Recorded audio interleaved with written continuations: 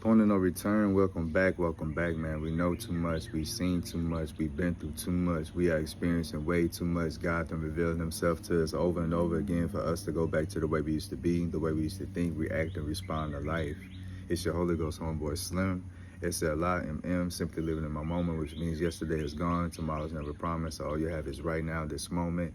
And I hope you're fully living in yours because I'm fully living in mine, man. Just back with another quick word. Don't give them what they want. Give them what they need.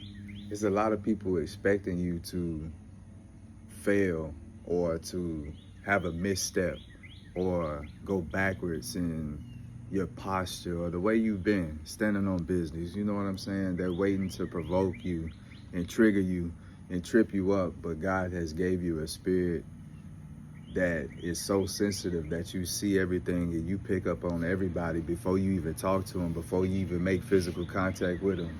You know what they're about just by picking up on their energy. Excuse me. You got to continue to take heed to those feelings and understand how to react and respond appropriately, because people want you to act a fool at a time where it's a celebration. They want you to put yourself in a jam where it's time for you to be free and independent and really just spread your wings and fly. So it's a lot of people that are being used by the enemy, tricked by the ultimate deceiver to be a pawn in this game that they're not going to win. God has already opened your door. He's already blessed you. He's already answered your prayer. He's already gave you confirmation, validation. He's already told you personal things that were going to happen that he told you not to tell nobody else, and then you saw these things take place. You're seeing God's hand move. You're seeing him communicate and converse with you on a different level. You know that the pathways and the main line is wide open for you, and it's to really just be on one accord, and that's all time. To really pray without ceasing is really just to be in constant communication, whether you're doing it verbally, whether you're meditating, whether you're praying, whether you're physically in church or in your private home and you're studying. You just got God on your mind, God on your heart, God on your tongue, God on your spirit, God in your motives, your intent. That's praying without ceasing, because you're always looking to find God in every person, place, and thing, and you're looking to give one another a God experience. You know what I'm saying?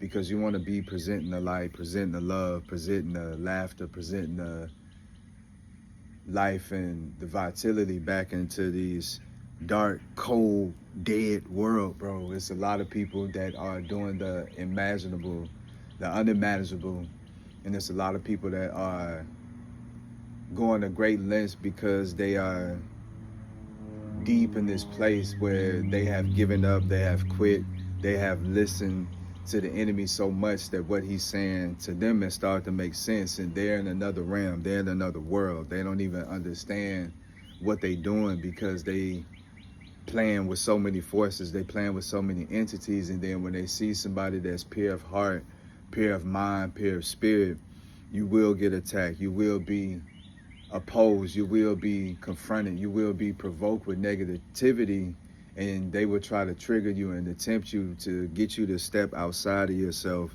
outside of your faith, outside of your belief, outside of your truth, outside of your knowing, outside of who you know you are. Continue to be you. Continue to give them what they need, which is that truth, bro, that wisdom, that knowledge, and that understanding, and the courage to apply it, the ability to articulate what you feel, what you think, the ability to get your point across without being rude, without being mean, but at the same time understand that you're standing on God's business, man. You got to continue to put your best foot forward, because as soon as you start, that's when it's going to start.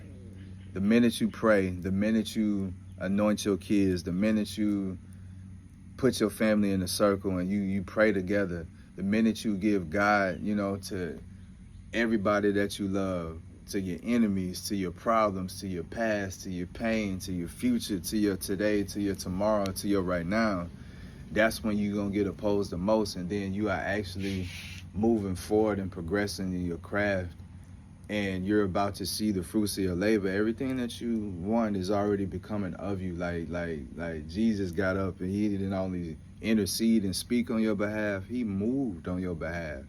And that's different. God moved on your behalf. He has so much extra stuff and so much abundance and so much overflow because you continue to get up and do what others are not doing.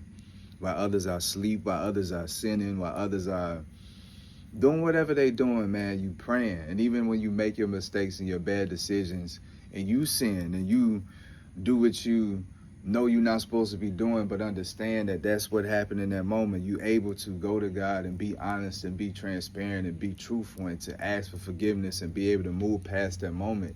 You able to not let your problems and what you may feel for somebody be taken out on somebody else that has nothing to do with it. You're able to compartmentalize your priorities, and you're able to uphold your standards. You're able to maintain your faith. You're able to look at your schedule and the things that you do that keep you whole and continue to maintain that despite what you go through on an everyday basis. And thus are the things that will continue to tick people off.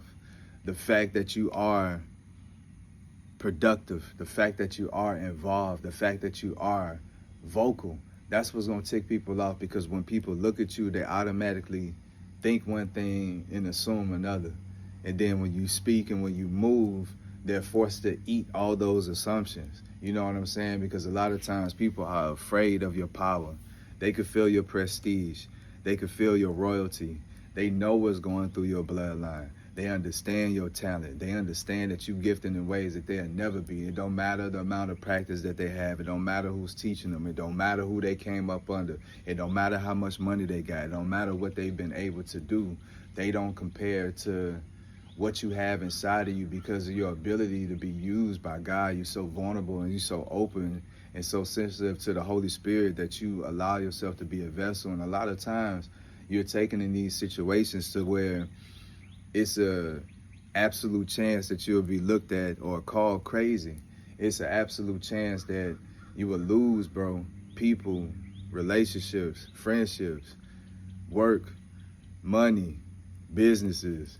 You know what I'm saying? Ability to see your kids because their mothers feel a certain way because you're not with them no more. It's a lot that goes on when you start doing the right thing, when you start chasing God and going after his heart, when you start looking at your life and taking an inventory and be like, okay, I need to clean this up. I need to do better. I need to see more of this. I need to do less of this. That's when you are actually making the improvements and you're not just being a student of the word, you're being a doer of the word. And it's a lot of people that hear it. It's a lot of people that ingest it. It's a lot of people that speak it. But it's not a lot of people that go out here and do it every day and show it. And you do it with a smile. You're ready to serve. You're ready to assist. And there's going to be a lot of people that come against you just because you're kind, just because you're nice, just because you're sweet, just because you're you. You know what I'm saying? And it's everything that you got on the inside of you, it's starting to pour out now.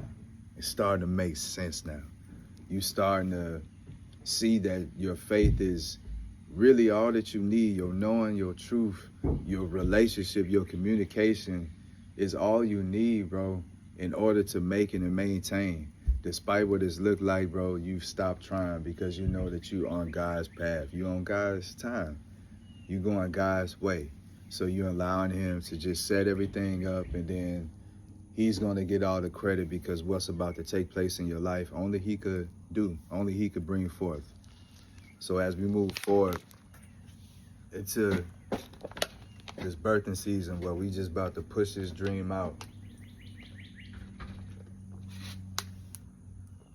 where we about to manifest the desires of our heart, it's going to be a rapid change. So get used to, well, not get used, but just hold on to these moments of silence and solitude, because once this thing start, once this thing take off, it's not going to be the same.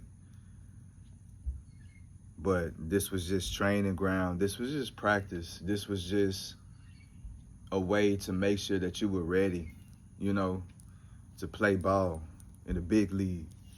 You got to get your reps up. You got to get your strength up. You got to get your conditioning up. You got to get your IQ up. You got to get your feel up, because that's what it's all about. It's so much that is unspoken, it's so much that is unseen that absolutely has an effect on what's going on in the physical and seen world. So you have to humble yourself and understand that it's a program that's bigger than you. It's somebody that's better than you. It's somebody that know more than you and that know all, and you are at his service. And you have a friendship, not only, a relationship where it's father-son or father-child. You have a relationship with him. And it's one that has brought you joy, it's one that has brought you enlightenment, it's one that has brought you fulfillment. So continue to lean on that, because you've been doing personal surveys and asking people randomly to them their experiences with God. Like, do they have some of the same experiences that you have with God? That do they have that? And a lot of times it's no. So you're on a different level, a higher tier, and it's not out of arrogance. It's because of your yearning. It's because you have been taken from society. You've been taken from corporate America. You've been taken out the buildings and put back in the wilderness, and it's just been you and God. So you have a choice to stay here and accept it and be defeated and just not try and just accept things as they are, or you had a choice to trust the unknown and be the constant and move these variables around and trust God at his word and just keep going, because in the unknown, that's where your blessings are, that's where your dreams are, that's where your desires are. In order to do and receive something new, you got to do and say some things that you've never done before. So if we know where this road go, if we know where this door go, if we know what this person lead to, why do we continue to do the same things that benefit us? None. So why don't we just trust this, even though it may look scary, it may look dark, it may look unnatural. It's everything that you need, bro. God is not going to give you play by play.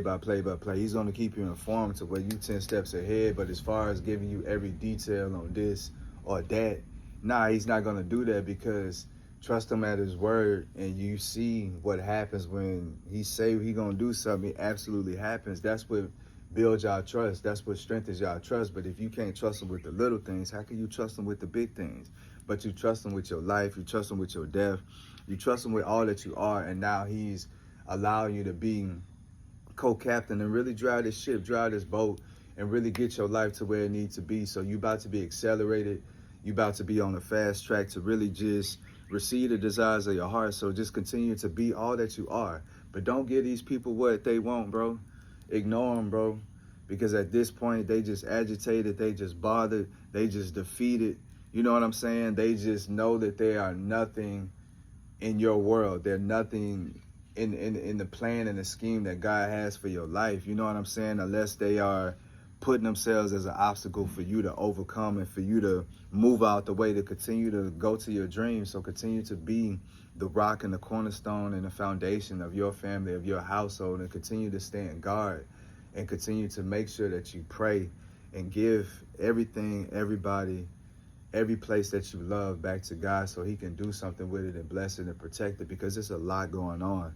And as our kids and our hearts that we wear outside of our bodies are going and they're being under the protection and the watch of other people, we got to make sure that we're doing it right by other people too, so right could be done to ours. So it's a full circle thing. So just continue to be well, continue to be strong, continue to be you, continue to be constant, and give these people not what they want, bro, but what they need. Stand on your business, stand on 10 toes. Till next time, Slim.